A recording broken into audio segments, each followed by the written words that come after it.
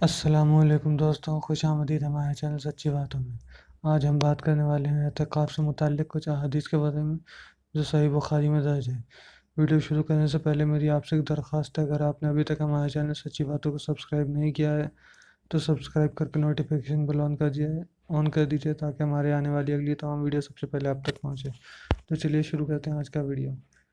حدیث نمبر 1، رسول اللہ صلی اللہ علیہ وسلم رمضان کے آخری عشرے میں اعتکاف کیا کرتے تھے۔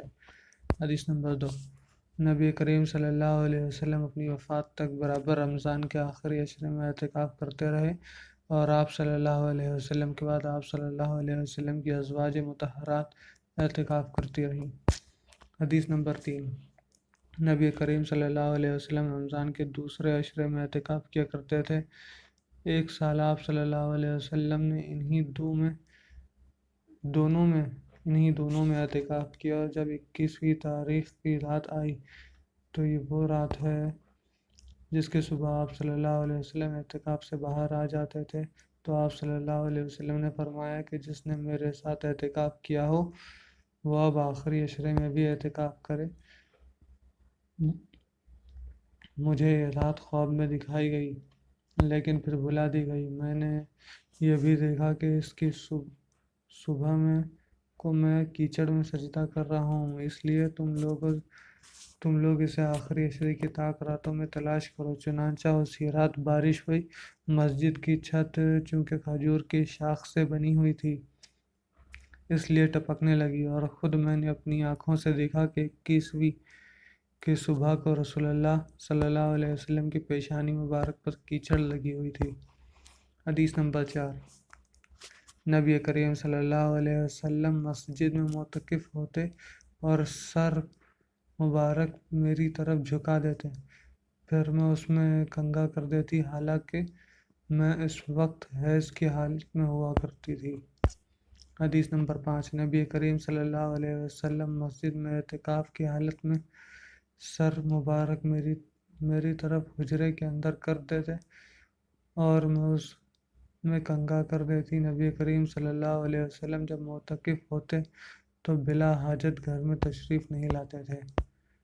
حدیث نمبر 6، جب میں حائضہ ہوتی پھر بھی رسول اللہ صلی اللہ علیہ وسلم مجھے اپنے بدن سے لگا لیتے۔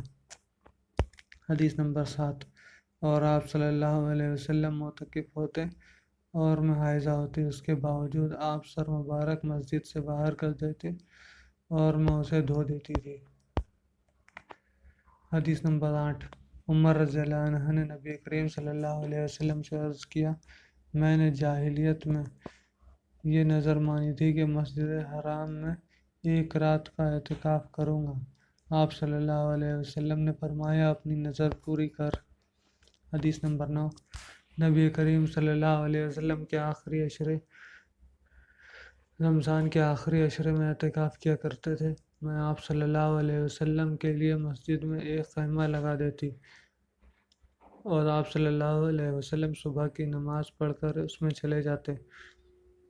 پھر حفصہ رضی اللہ عنہا نے بھی عائشہ رضی اللہ عنہا سے خیمہ کھڑا کرنے کی اپنے اعتکاف کے لیے اجازت چاہی۔ عائشہ رضی اللہ عنہا نے اجازت دے دی اور انہوں نے ایک خیمہ کھڑا کر لیا، اور جب زینب بنت حجش رضی اللہ عنہا نے دیکھا تو انہوں نے بھی اپنے لیے ایک خیمہ کھڑا کر لیا۔ صبح ہوئی تو رسول اللہ صلی اللہ علیہ وسلم نے کئی خیمے دیکھے تو فرمایا، یہ کیا ہے؟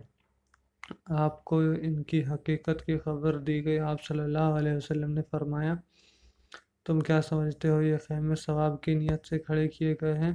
بس آپ صلی اللہ علیہ وسلم نے اس مہینے رمضان کا اعتکاف چھوڑ دیا اور شوال کے عشرے کا اعتکاف کیا۔ حدیث نمبر 9، نبی کریم صلی اللہ علیہ وسلم نے اعتکاف کا ارادہ کیا جب آپ صلی اللہ علیہ وسلم اس جگہ تشریف لائے، یعنی مسجد میں جہاں آپ صلی اللہ علیہ وسلم نے اعتکاف کا ارادہ کیا تھا تو وہاں کئی خیمے موجود تھے۔ عائشہ رضی اللہ عنہا کا بھی، حفصہ رضی اللہ عنہا کا بھی اور زینب رضی اللہ عنہا کا بھی۔ اس پر آپ صلی اللہ علیہ وسلم نے فرمایا، کیا تم یہ سمجھتے ہو کہ انہوں نے ثواب کی نیت سے ایسا کیا ہے؟ پھر آپ صلی اللہ علیہ وسلم واپس تشریف لے گئے اور اعتکاف نہیں کیا بلکہ شوال کے عشرے میں اعتکاف کیا۔ حدیث نمبر 11۔ وہ رمضان کے آخری عشرے میں جب رسول اللہ صلی اللہ علیہ وسلم اعتکاف میں بیٹھے ہوئے تھے، آپ صلی اللہ علیہ وسلم سے ملنے مسجد میں آئی، تھوڑی دیر تک باتیں کی، پھر واپس ہونے کے لیے کھڑی ہوئیں۔ نبی کریم صلی اللہ علیہ وسلم بھی انہیں پہنچانے کے لیے کھڑے ہوئے۔ جب وہ ام سلمہ رضی اللہ عنہا کے دروازے کے قریب والی مسجد کے دروازے پر پہنچی تو دو انصاری آدمی ادھر سے گزرے اور نبی کریم صلی اللہ علیہ وسلم کو سلام کیا۔ آپ صلی اللہ علیہ وسلم نے فرمایا، کسی سوچ کی ضرورت نہیں، یہ تو میری بیوی حفصہ بنت حی رضی اللہ عنہا ہے۔ ان دونوں صحابیوں نے عرض کیا، سبحان اللہ یا رسول اللہ، ان پر آپ کا جملہ بڑا شاق گزرا۔ آپ صلی اللہ علیہ وسلم نے فرمایا کہ شیطان خون کی طرح انسان کے بدن میں دوڑتا رہتا ہے، مجھے خطرہ ہوا کہ کہیں تمہارے دلوں میں کوئی بدگمانی نہ ڈال دے۔